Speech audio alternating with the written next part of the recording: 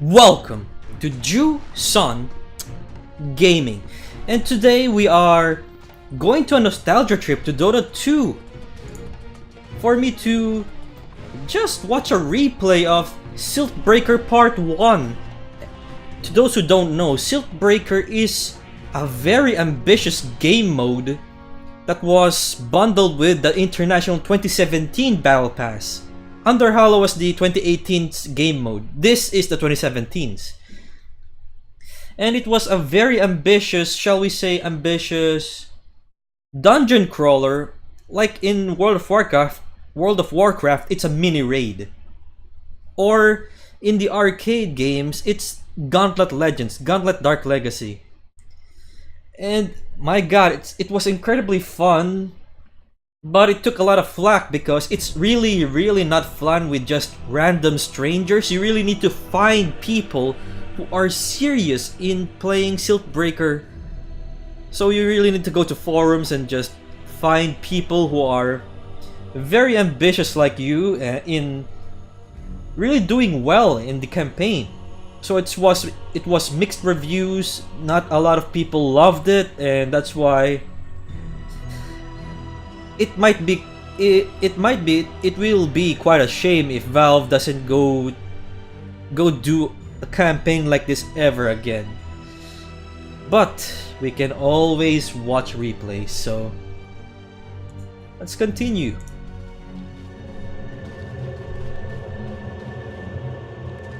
And of course, I will be in my previous profile. I mean, it's already abandoned by this point. I was Miruga. I am now JuSan, of course.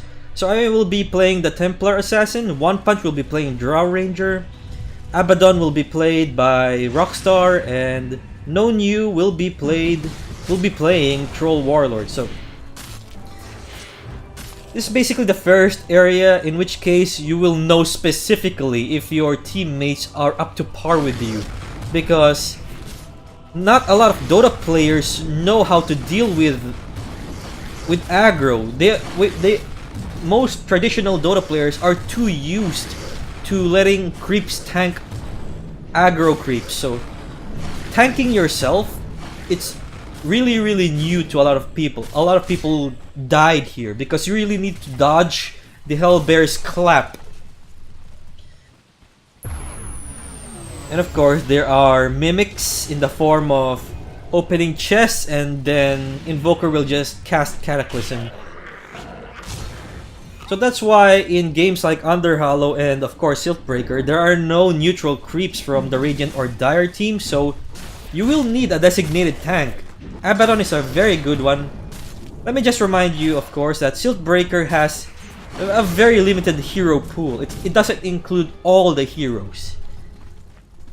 Some of them are even tweaked for their specific roles. Like, for example, Drow Ranger has a different ability than her traditional one. Instead of a silence, you get a quelling shot, which is basically an AoE spread shot, so you can deal with more creeps.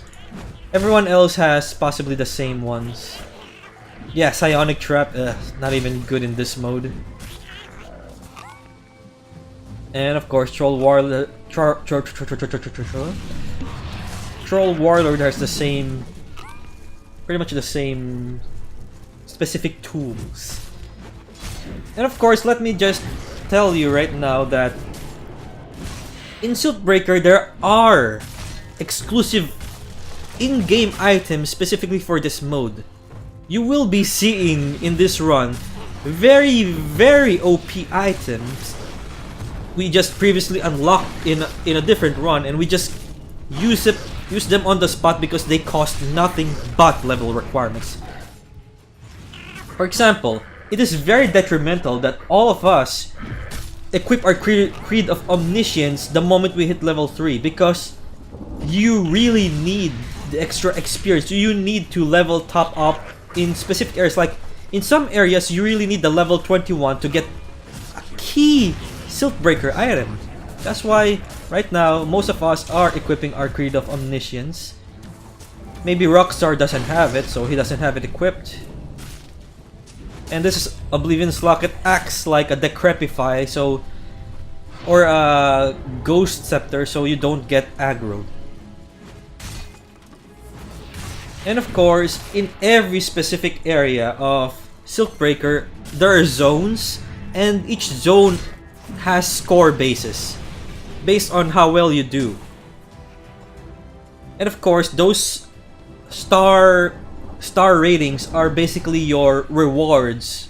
A 3-star in a zone gives you a ton, I mean not a ton, gives you all the rewards, so you have an incentive to do well.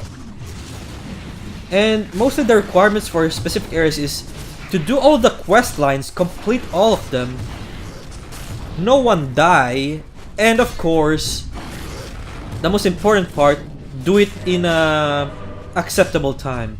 So right now,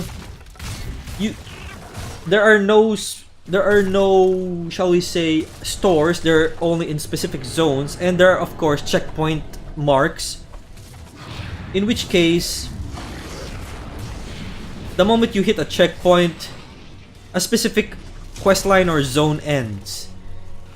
You get healed up to max full, both mana and HP, and of course,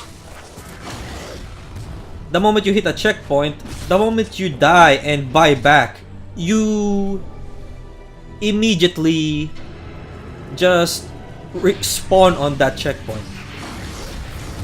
Of course, we can get revived, which costs less. So there's a live system, by the way, that we can replenish on specific checkpoints or bosses. So right now we have 2 respawns remaining.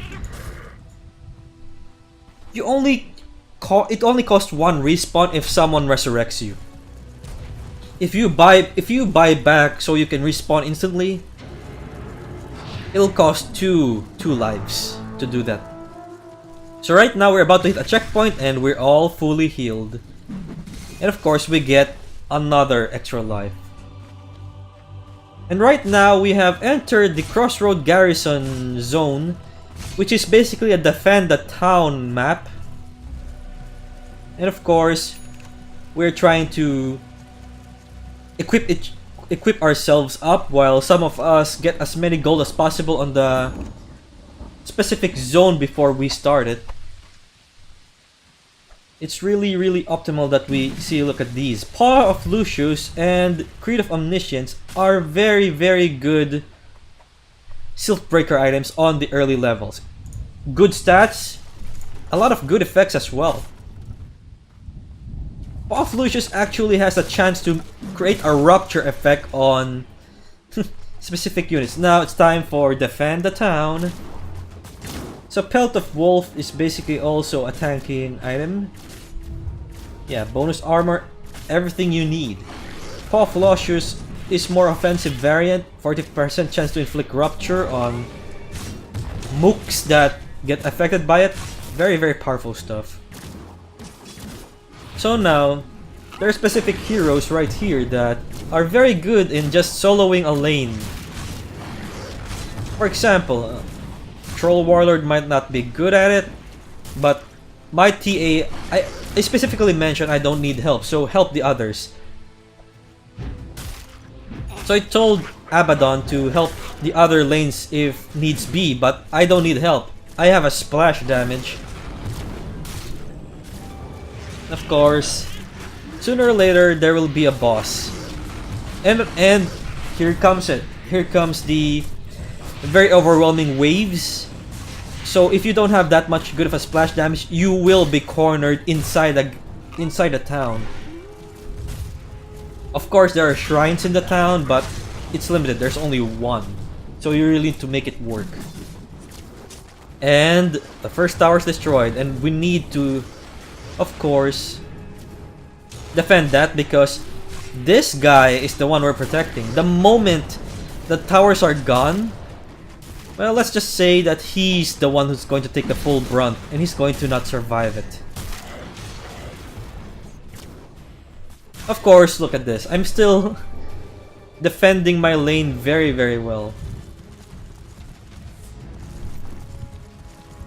And of course, There are also consumable items that we get, which is basically like a book of intelligence, book of agility, book of strength, to buff each other up. So, of course, we get our respective books, we give them. And here comes Boss Lycanthrope. Lycanthrope. The sound clip is gone.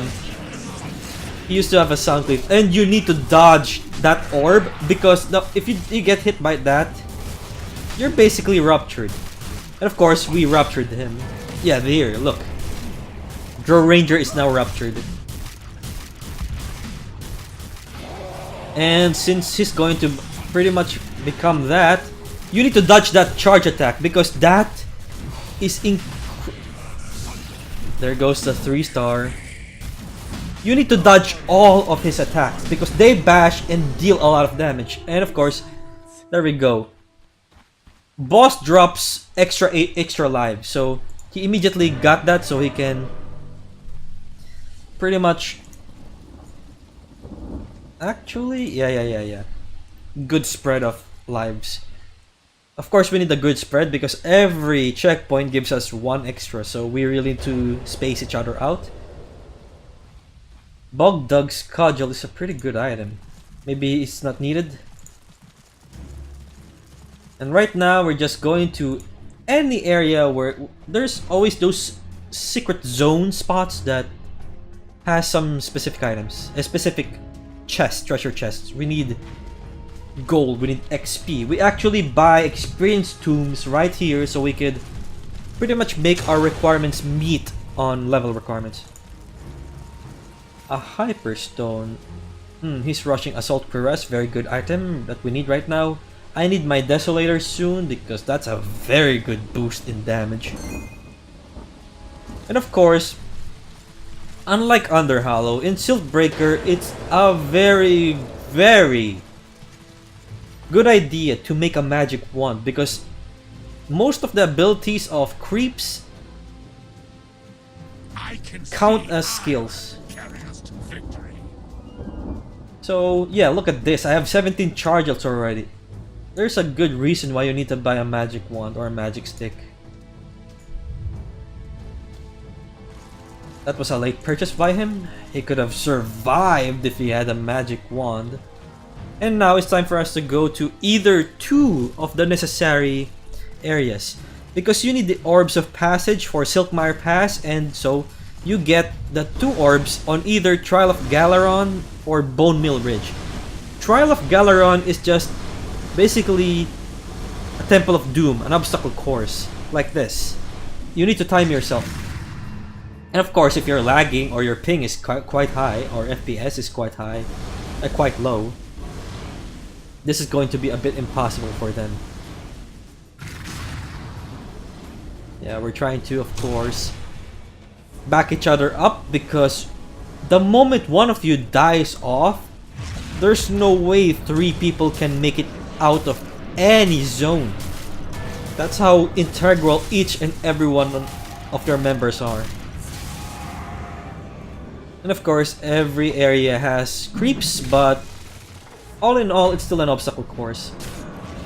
Yeah, the Banshees here have Bane's ultimate. Very integral stuff. And of course,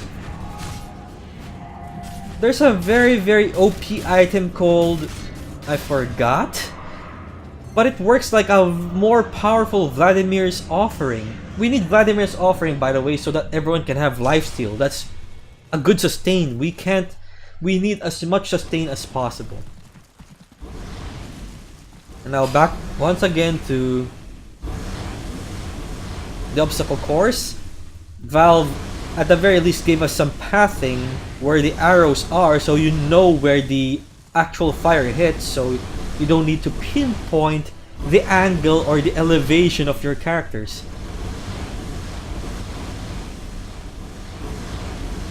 And you don't want to get hit by any of these.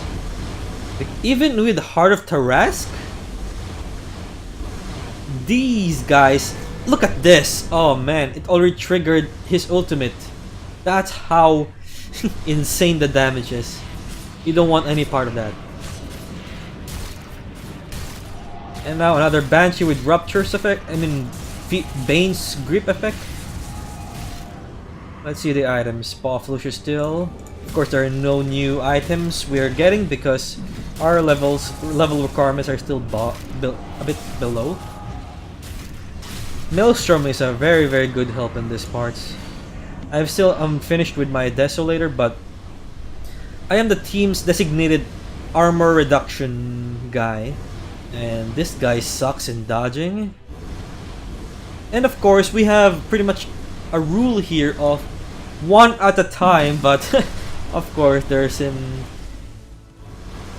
non-coordinations. And of course, you want the range players to go first because we need those boxes removed because they will actually clash with your hero pathing. It's quite cruel to actually be stopped in moving by those boxes and get hit by the fire in return. Yep. Dro Ranger is the appointed destruction of boxes for now. But the thing is, it's going to get a lot more difficult. Let me just check. These are old talent trees, right? Oh, I can't see them. They are very old talent trees. That's why most likely they are kind of boring. Most of them are boring. And now here comes the obstacle course, which is usually the ender of runs because not everyone has a very good PC playing this. You really need to have a responsive PC for these parts. The next parts, I mean. Yep, here we go. You need to really zigzag yourself on that part. And of course, some of us brought salves because it's really necessary. Especially... Oh, come on. Oh yeah, Abaddon doesn't want his ultimate being triggered immediately.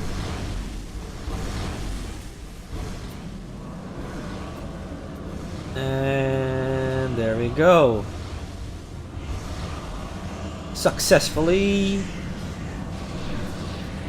Of course, we don't have any stunners, but it's not that necessary. If we have a good enough DPS, it's better than having a hero that stuns.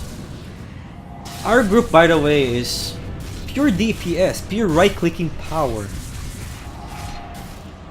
Basically, it only works because we're relying on one specific Siltbreaker item to make it work. And that's the item that I call the OP version of... oh man, Vladimir's Offering. And this is basically the end of the whole obstacle course run. You really need to have practiced a lot to go out of this without damage. See, look at me. I don't even need TA's Q.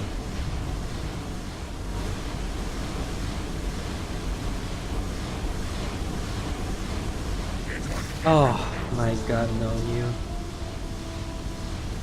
And by that point, no one should be revived there.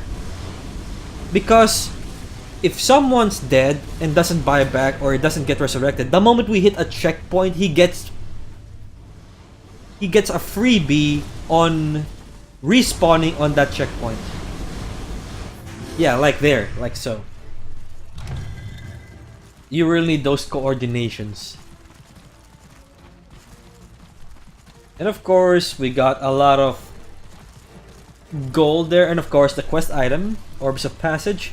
So once again, we buy. There's the Orb of Passage. That's a quest item you don't want. Put it in your backpack. Just don't leave it anywhere. It might despawn. Yep, Creed of Omniscience, good levels. Some of us are buying Experience Tombs. I got my Desolator. The next is Daedalus, just up pure DPS. Because our Abaddon will be tanking most of us. We'll be doing the tank role. What else? I mean, by this point, this lull, we actually just chat on what our next items will be. None of us have mics, so we're pretty much just chatting this, although it doesn't show because no one's all chatting because it's stupid. Why would you all chat? Eagle horn. He's going straight for the butterfly. Frankly, in the 6-slotted, very integral 6-slotted area. Oh. Welcome to Siltbreaker Ogres. Bone Mill Ridge is one of the most difficult areas to 3-star because of how minute, of how few the opponent, of how strict the timing is for clearing it. And of course, let's not forget the difficult Siltbreaker Ogres that a lot of Underhollow players have not experienced because they didn't play this masterpiece. See? We had plenty of practice. I know how to deal with Siltbreaker Ogres by this point by a lot because I kept practicing on Siltbreaker runs. And from what you're seeing, the Siltbreaker Ogres along with the Siltbreaker Ogre Magi's, the Siltbreaker Ogre Magi's actually give them Bloodlust and of course Pugna's ultimate so he could heal up the DPS tank hero. I mean the DPS ogre. That's why look at how huge he is and how fast he is compared to the Underhollow versions. And believe it or not, the boss of this area is an even worse one. Much bigger, much faster, and wider AoE. So we need to rescue the missing soldiers in a good amount of time.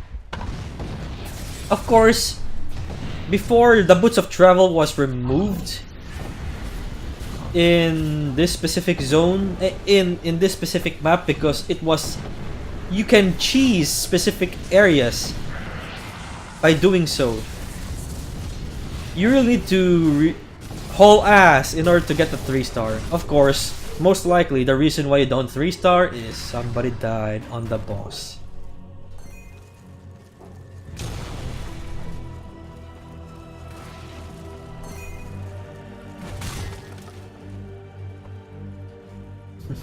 Memories.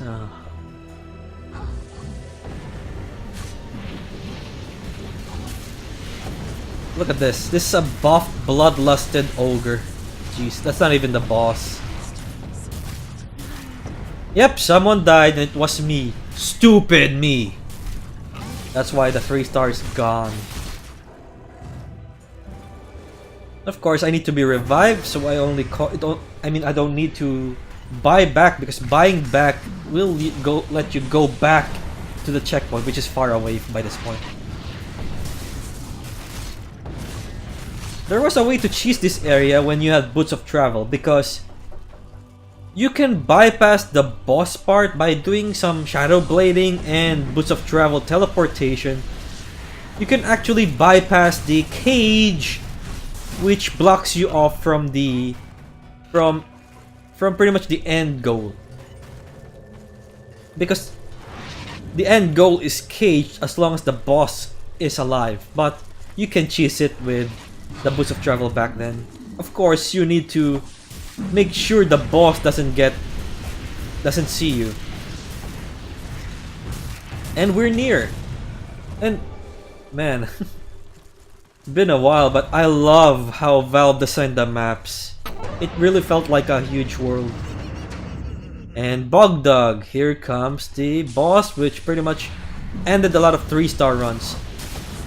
Look at that, look at how fast that smash is. And it's because he's a boss, he's bloodlusted, and a lot of Ogre Magi's are supporting him, so he gets increased attack speed and gets healing.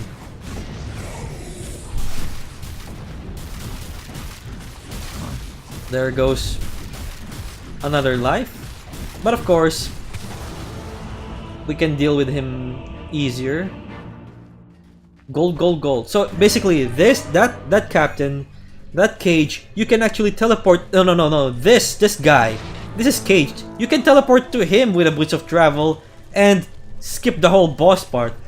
You can cheese the area. You can 3-star zone the area because you don't need to kill the boss or any ogres to pass the quest line. You just need to rescue everyone and rescue the leader. And we're going back, so let's just fast forward this because this is backtracking basically. Yep.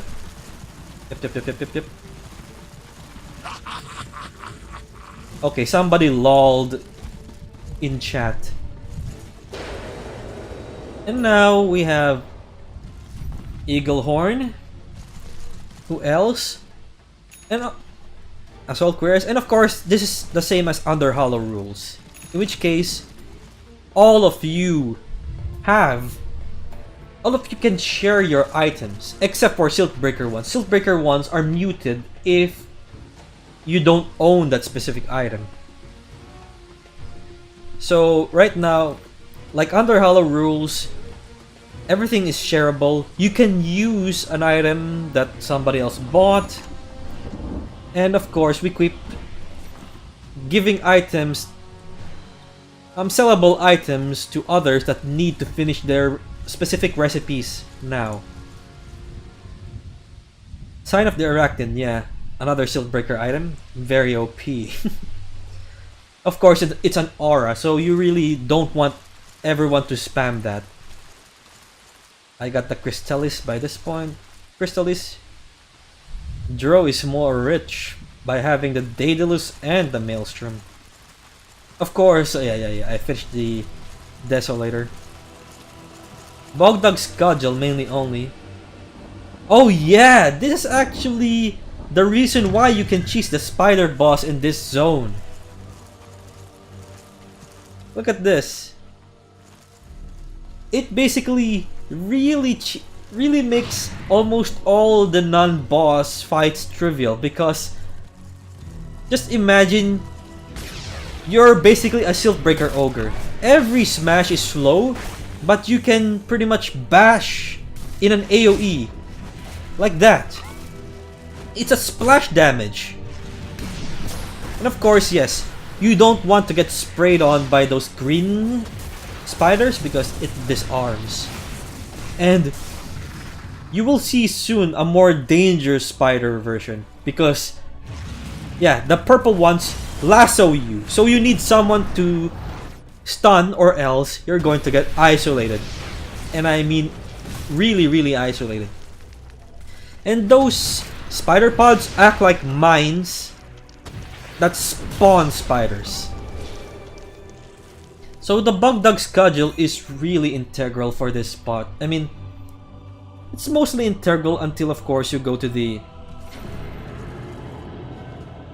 possibly the required level of 20 of course, because more DPS is better than having that bash effect. In here you need someone to take the lasso and then let the designated basher bash. And this is the reason why Troll Warlord is so OP in this mode. It's because of Bogdog's Cudgel. We know how fast he smashes. Yeah, he's getting dragged away and I was trying to kill him off, and successfully. If I wasn't successful in killing that off, he's dead. He's going to go straight to the boss because those purple spiders are actually aligned perfectly so that they're going to just pretty much chain lasso you all the way to the boss area, which is so far away, you're basically dead. And for newbies, those end runs. We're getting nearer to the boss. Look at this. Look at how fast we clear because we have so much splash. TA's Psyblades. Dro's Dro's Quelling Shots. And Troll and Abaddon have Bogdog's Cudgel. And here's the boss. Look at this. Because of the Bogdog's Cudgel, the Ankabut will be permabashed. She can't even activate her ultimate. And she can't even attack us because her attack animation is pretty slow. Cheesed. Before this, you need Jakiro to cheese him, but because of Bogdug's Gudgel and Troll, easy. And this is basically the reason why it's necessary to have the Creed of Omniscience and some Experience Tombs. You need some required levels before you enter the area, so you really need level 13 before you enter Siltmire Pass. And of course, we're max 8, all of us have max lives, so we can't even get the extra lives dropped by Ankabut. Now comes the time to go inside the temple. The Legends of the Hidden Temple, no. But the temple in part 1 is basically the run ender. It has insta-kill booby traps, and it has one of the hardest bosses in this run. And of course, it's the hardest to 3-star. You actually need the Shadow Blade, possibly Heart of Tarask, and Boots of Travel to cheese that area again. And let me tell you, I have... No. I had the means to cheese... I was experienced in helping others cheese the Obstacle Course Zone and Bone Mill Ridge. But I can't cheese the temple. It's so difficult, very difficult. And so now, wait, what? Okay, here.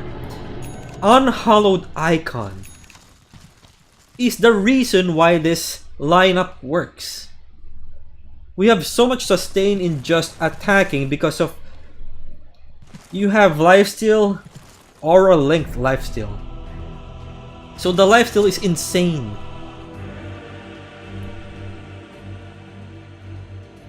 Look at this.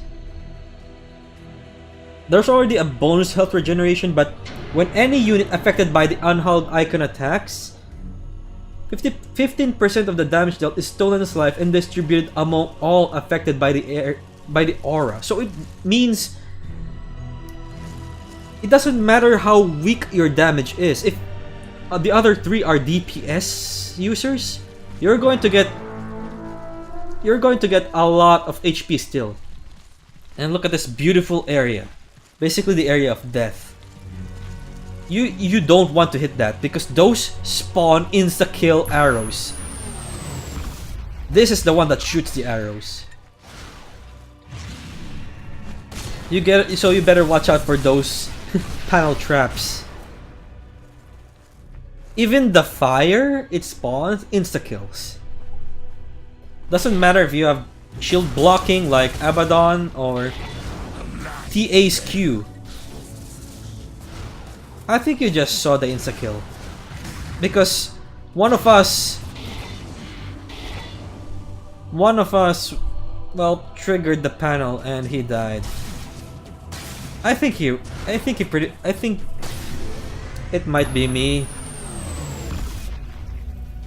But anyway, you need some coordination to know when to not do that. So the pings might not be visible, but we ping that. We ping those because you don't want anyone being in front of that when someone goes there.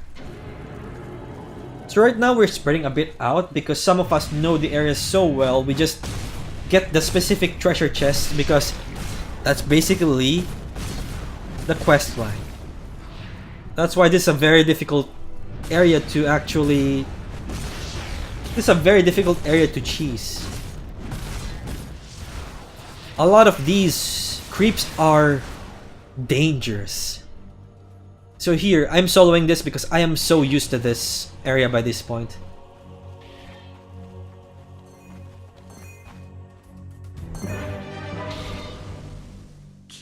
Oh wow, I can't believe I tried that. I can't believe it. Oh, oh man. I might be the weaker link. I mean, I might be the weakest link in this run.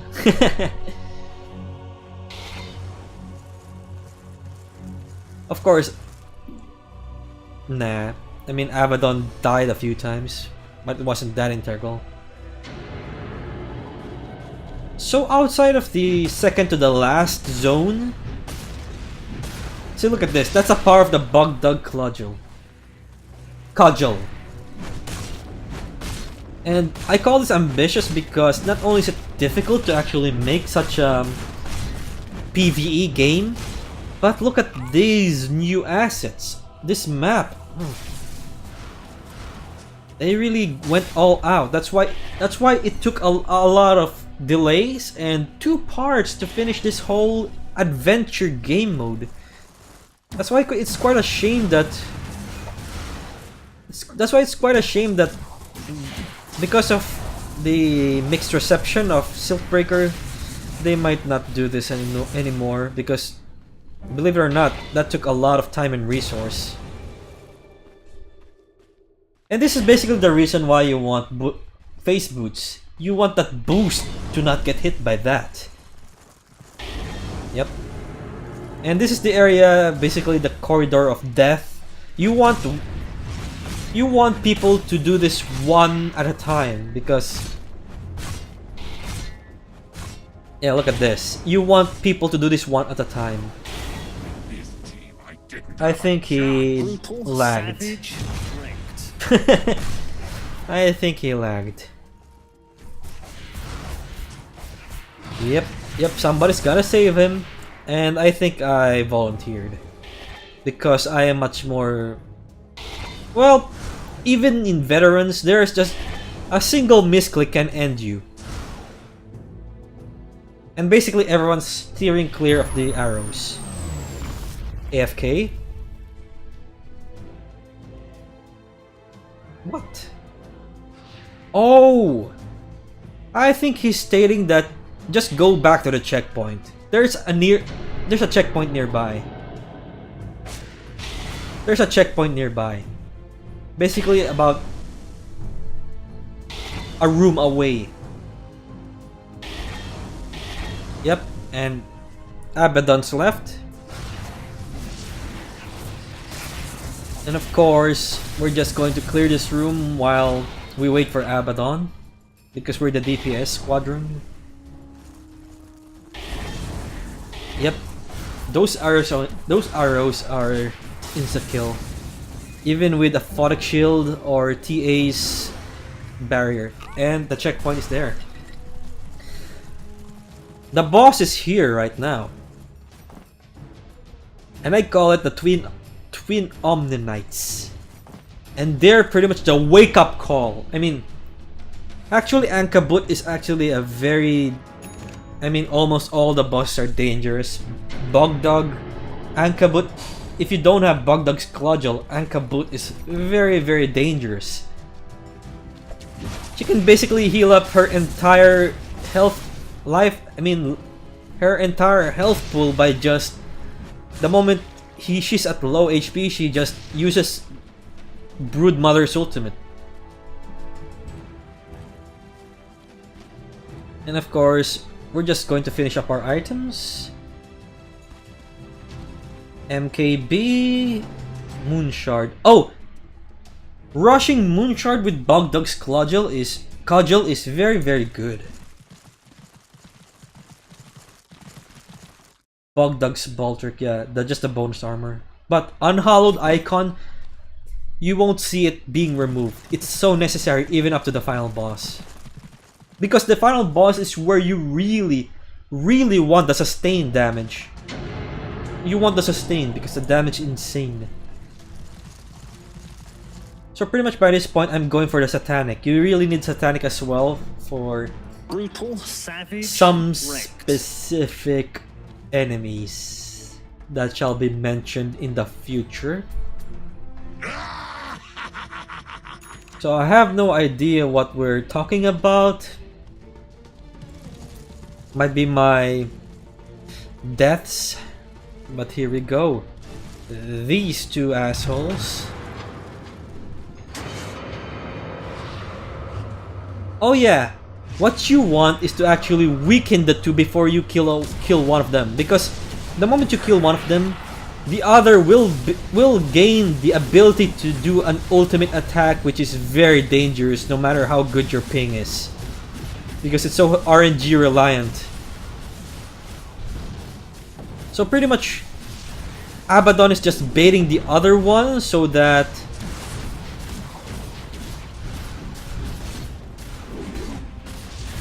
we don't get to oh no. This is what you don't want. You don't want them to heal each other up. So that's why you're baiting each and every one of them. And like Omni Knight's Purification, those deal damage near you. So we're trying to weaken every one of them. And of course, avoid their hammer swings because those stun. Like so. Yep, avoid that. And of course, now they're both weaker. We can actually finish one of them off. Yeah. Wow! They weren't able to do the ultimate attack.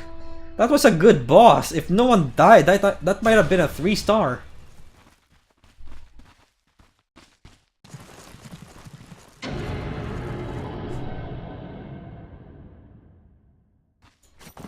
What are the next items? Mine are Satanic. Look at that sustain, by the way. I mean, of course, we healed up the moment the boss died, but with the unhallowed icon and a Mask of Death, I mean, is it called? No, it's a Morbid Mask. Dota 1 terminology. With those two lifesteals, well, no matter how much they get damaged, as long as we evade enough, we can sustain our HP there. So we can just keep attacking.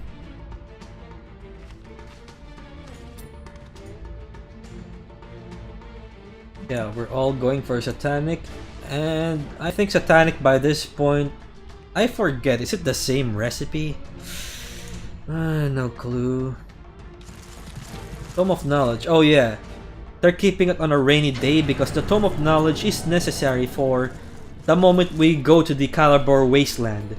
Because you really need to hit the level 21 mark there in order to get Ryzik's Eye. That's one of the most powerful items, Siltbreaker only items in the game. It makes you so tanky. Right now there's no new items right now. And my god, just I know pretty much my laptop can't handle higher resolutions right now. Oh man. So my laptop can't endure higher resolutions right now, so this might be a bit choppy or not that high resolution, but I mean, even if it's not high resolution, look at the amount of care and love that was put in this map. It immerses you. Oh yeah, and we need to defend this guy. So this is basically an escort mission. The point here is you need to clear them as fast as possible, because as long as they don't reach him, he doesn't attack. In which case, that means he walks non-stop. So you really want to clear this area as fast as possible, so that he doesn't... See, look, we even bought him boots and a windlace. Whatever you equip on him, he gets the benefits. So you really want some movement speed items if you want to 3-star this area. Those archers, by the way, those hit like a truck. It's basically like Mirana's arrow in terms of damage, but without the stun. But those hit like a truck. And of course, they are in camping spots, so you really need to flush them out. Oh no, we need to clear them faster because this guy is getting nearer the enemies.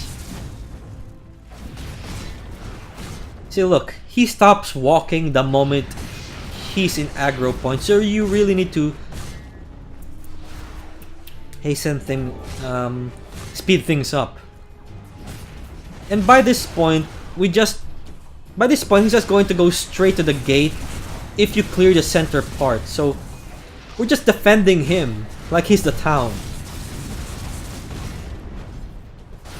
And these guys hit hard as well, because there's archers and assassins everywhere.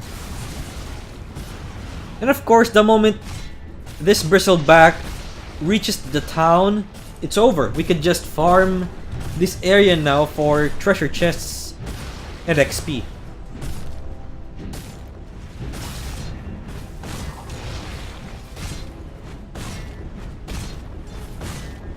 Oh yeah, someone needs to go to the town so that it actually triggers, because he's in the town already. Yeah.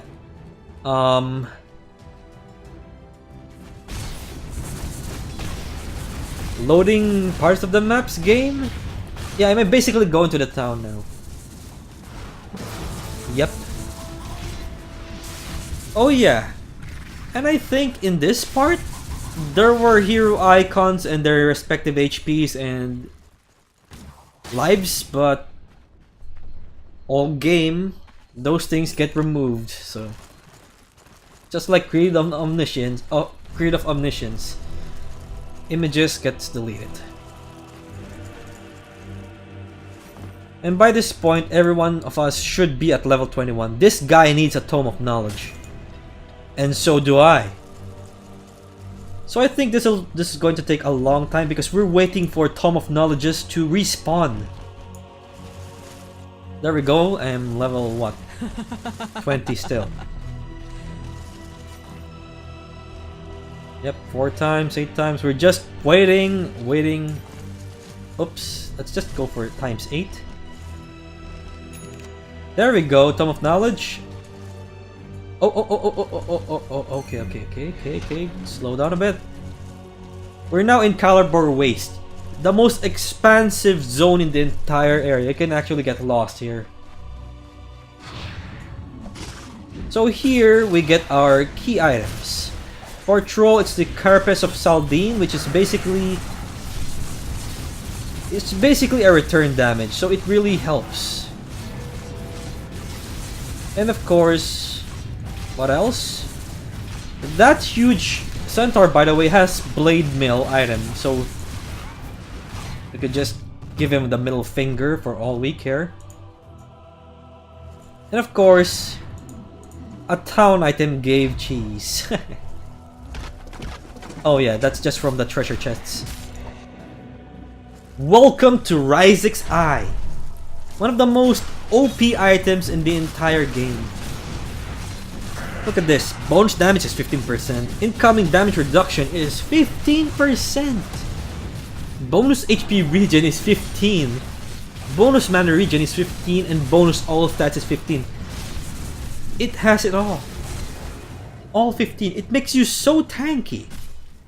It makes you so powerful that you can actually solo a lot of creeps if you do it correctly. And of course, these creeps are no longer a joke. And of course, there are some Nyx mini bosses in this area. Oh yeah, and Draw Ranger has the Caustic Finale item. Attacks reduce a percentage of the target's armor. This effect stacks up to 5 times. If a target dies under this effect, it explodes, dealing damage. So, bonus damage is 150, Jesus. Bonus attack speed is 35, armor reduction per stack is 5%, so it goes up to 25%. Caustic Rages doesn't matter anymore, except for mini creeps because they explode. But that, look, almost all of us have our respective powerful items. Guardian Shield is kind of weak. Oh yeah, I think by this point Troll Warlord is so tired of being slowed and rooted. There's a checkpoint. We have activated the checkpoint, so if one of us dies and we can't resurrect them, we can just buy back straight to that area. This is also one of the harder ones to 3-star because you need a lot of good DPS, coordination, and of course, knowledge on where the Sandswarm Borrowers and Centaur Warlords are. Because this guy isn't a joke. They don't use their ultimates, by the way. They don't even use their stun effect. That's way too cheap. Oh yeah, by the way, those borrowed spiders or scorpions or skyders, they explode upon contact. So it's pretty much Allahu Akbar, and my god, that double edge dealt so much damage.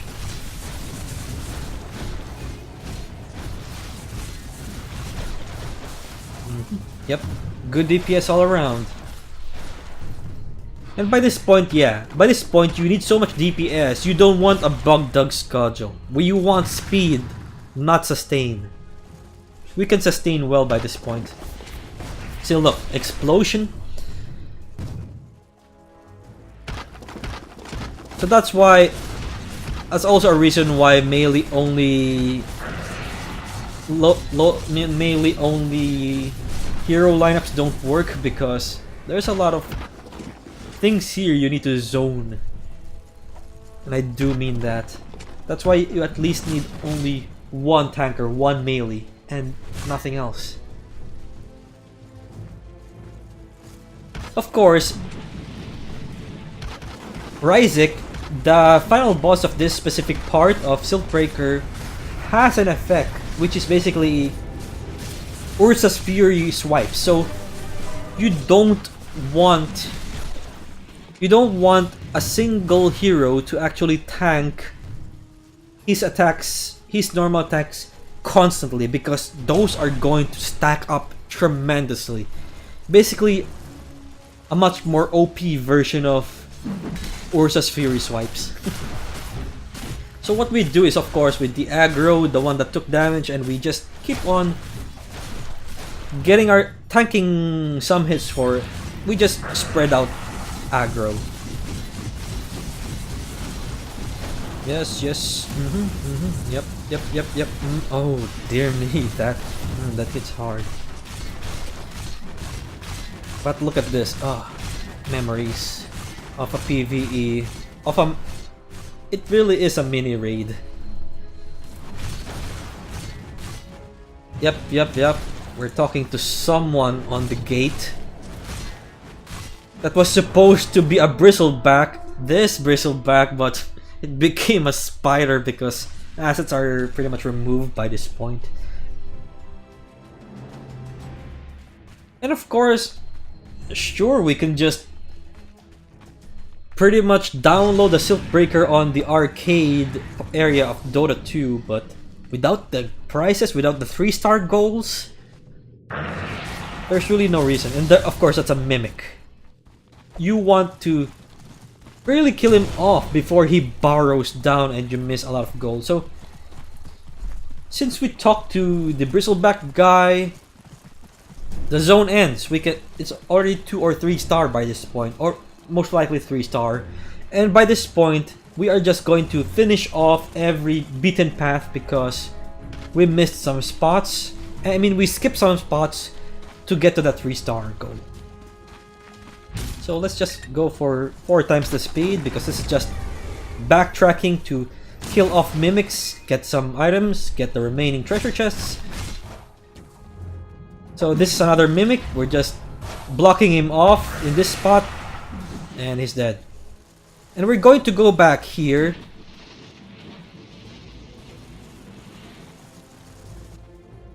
Come on. Yep. A lot of backtracking this area because there's plenty of nooks and crannies.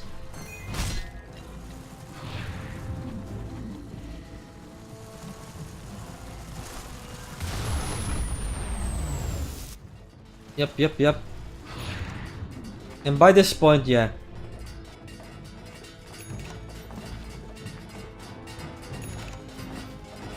Wow, their scripting is horrible now.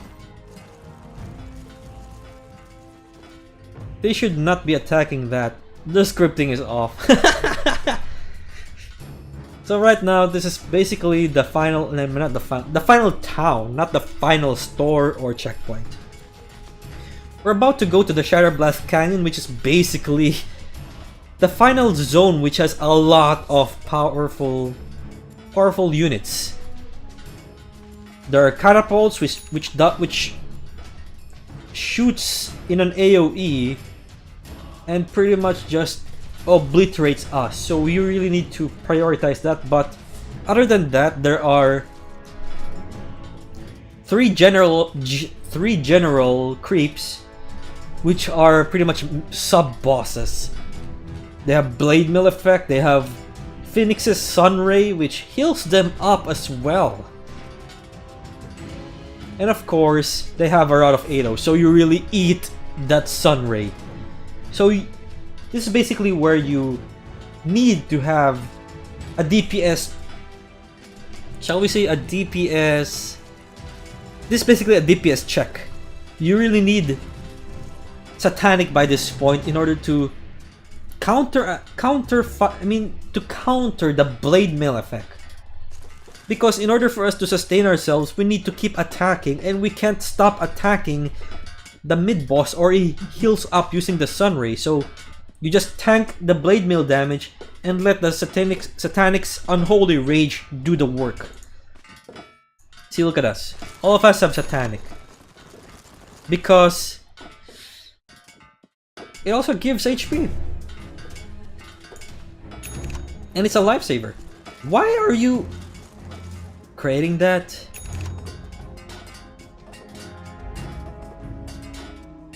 Yeah, sure.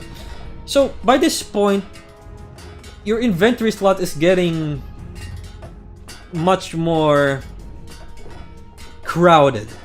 And by that point, you know what that means? Look, I am already doing it. I have abandoned the boots. Because there's no boots of travel in this mode anymore. So, in exchange for boots, we use Flutter. So it basically acts like a face boots. Grant 35% additional movement speed for 2 seconds. So that's our movement speed. That's the only way for us to now have a really good inventory slot, no wasted space there, while having the movement speed to dodge Ryzik's attacks. Oh no, sorry there. So I have pretty much rambled so long and we still haven't decided on finishing our items because most likely waiting for Tomb of Knowledges. Not enough? Oh yeah, we're eating moon shards by this point. There we go.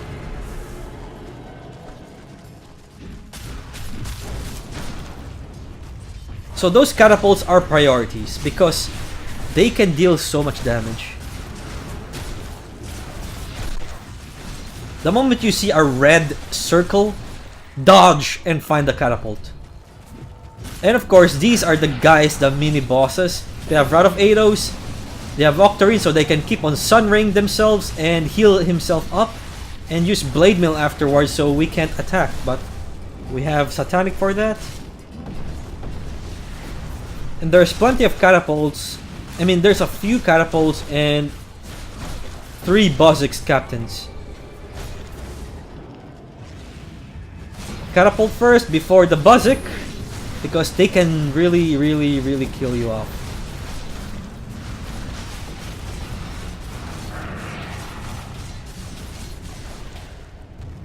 Yep, and we of course we have a Siltbreaker ogre helping us. Catapult first. Oh yeah, look at how huge that area of effect the catapults can do if you don't stop them.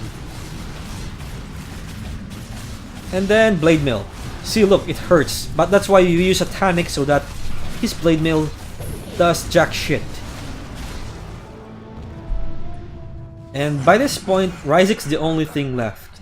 So we're going to go back here so that the timer of Ryzik's area doesn't trigger. So that's why we buy stuff here, not on the other one. Because if you go there, the checkpoint triggers and Ryzik's zone is already counting down. And of course, we want to 3-star Ryzik's area. Oh yeah, we want BKBs to tank the epicenter. The epicenter is so damaging. And of course, the goal is for Abaddon to tank almost a quarter area of the epicenter so we're safe at the back. Because if you get hit by the epicenter shockwaves, well, let's just say every time you get hit, it hurts. And it has a small fissure effect that blocks your exit. So the moment you get hit, it snowballs because you're slowed. There's an obstacle in front of you now, and of course, you get hit by another one, and so on and so forth until you die. So, epicenter is very dangerous. The sandstorm is a DPS check. Just like the basic captains, you need a DPS to sustain yourself while you need to sustain yourself in attacking him non-stop while he is in sandstorm. Of course, a very slow Borrow Strike because, come on, you don't want an instantaneous one. He has a Blink Dagger and a Shiva's Guard, by the way. And of course, you don't want a single guy tanking those normal attacks. So here comes the Sandstorm, and by this point, yeah, Satanic, yes, please Satanic. So we can sustain ourselves while we get hit by the Hurricane, just because of pure DPS lifesteal. Borrow mode. In borrow mode, there's a lot of borrowers that suicide themselves. Basically, a much more powerful suicide bombs. And these white Nixes you need to kill off because if he gets to rise, if those gets to Ryzik, he gets healed. So let's just show the HP of Ryzik by this point. Oh, epicenter. See, look. Why is one punch there? So pretty much, look. Those are the epicenter strikes you should dodge. But because Abaddon is blocking it for us, tanking it for us, we no longer need to dodge it. But of course, one punch, Draw Ranger was so close to the vicinity, the moment the BKB were off, he took a full brunt of the epicenter shockwaves. So by this point, we have such high damage capability that we no longer need to we will no longer get another cycle of epicenter. Because Abaddon has already used up his refresher orb, so he can no longer do that same strategy again. This could have been a 3-star Ryzik if Dro didn't die. But alas, but look at this. And look at how tanky Ryzik is.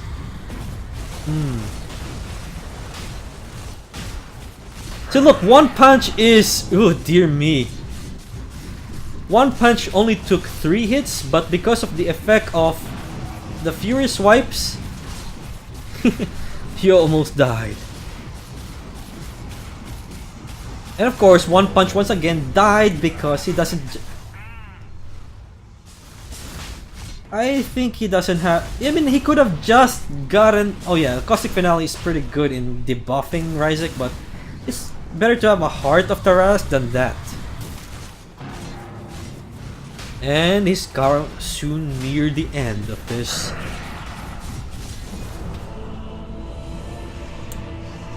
And from here, of course, you get duplicates, but here No New gets his Ryzik's Eye. Did he have one? But... and that ends my nostalgia trip of part 1. And from what you can see, look.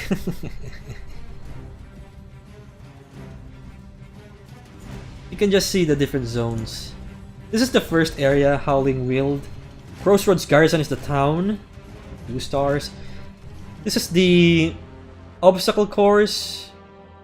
This is the Bone Meal Reach, the Ogre area. Silkmire Pass, the Spider area. The Legends of the Hidden Temple, which, ugh. Even 2-star because a lot of us died. Mostly me, and mostly him. And of course, the Escort Mission 3-star.